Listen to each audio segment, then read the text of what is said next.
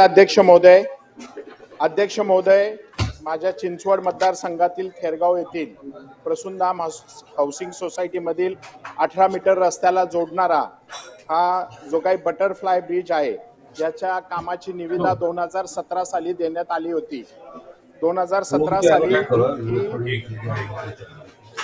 निविदेच्या रकमेपेक्षा 14% जास्त रकमेची ही निविदा देण्यात आली होती आणि 31 ऑक्टोबरच्या पर्यंत त्याची मुदतवाढ दिलेली असताना सुद्धा अजूनही त्या पुलाचं काम अजूनही झालं नाहीये। दोनदा त्याला त्या पुलाच्या कामाला मुदतवाढ दिलेली होती आणि मुदतवाढ देऊन पुन्हा एकदा त्याच्यात जवळपास मूळ निविदा रकमेच्या पूर्ण काम न झाल्याने पुन्हा 11,03,00,000 रुपयाच्या कामाची निविदा काढण्यात येऊन सप्टेंबर 2024 पर्यंत काम पूर्ण करण्याचे आदेश देण्यात आले होते, परंतु 26 जानेवारी 2025 पर्यंत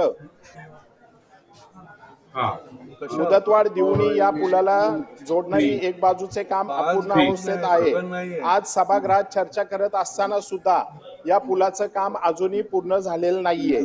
अध्यक्ष महोदय, माझे मंत्री महोदयांना स्पेसिफिक प्रश्न आहेत।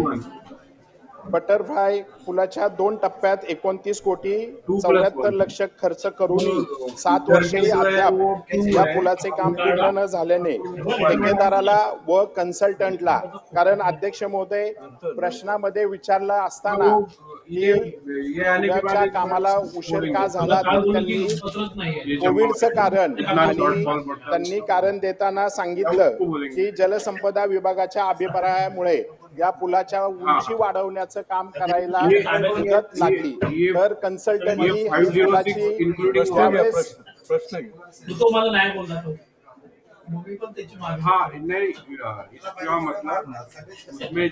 पुलाची ज्यावेळेस निविदा काढण्यात येत होती, ज्यावेळेस पुलाचं कामाची आणि त्याचं डिझाईन करत होतं त्यावेळेस कन्सल्टंटनी जलसंपदाची एनओसी का नाही घेतली, हा माझा स्पेसिफिक प्रश्न आहे।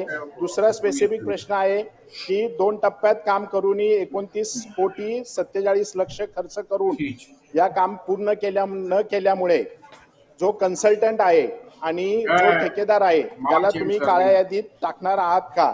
आणि त्यांनी जे काही निकृष्ट दर्जाचं काम केलंय तर ते त्याच्या कामाची चर्चा, त्याच्या कामाची चौकशी ही COAP मार्फत तुम्ही करणार आहात का? मंत्री महोदय उत्तर द्या। अध्यक्ष महोदय, सदस्यांनी जे प्रश्न विचारले आहेत अध्यक्ष महोदय, त्याच्यात पुलासंबंधी त्यांचं म्हणणं जे खरं आहे की पुलाची निविदा करताना जो आपण सर्वे करतो त्याच्यामध्ये जलसंपदाचा अभिप्राय घेतला नव्हता आणि आता त्यांनी सांगितले अध्यक्ष महोदय की आम्ही पुलाची उंची आम्हाला वाढवायला लागली म्हणून कामाला उशीर झाला अध्यक्ष महोदय। पण अध्यक्ष महोदय, पुलाचं काम पूर्ण झालेलं आहे। आता जे नवीन हे टेंडर जे काढलेलं आहे अध्यक्ष महोदय ते अप्रोच रोड संबंधी काढलं होतं, कारण पुलाचं काम जेव्हा उंची वाढवली त्यावेळेस खर्च जास्त झाला अध्यक्ष महोदय आणि मग उंची वाढल्यामुळे तो खर्च जास्त झाल्यामुळे अप्रोच रोडचं काम राहिलं असल्यामुळे नवीन टेंडर काढलेले अध्यक्ष महोदय। प्रश्न क्रमांक 5 भुजबळ साहेब।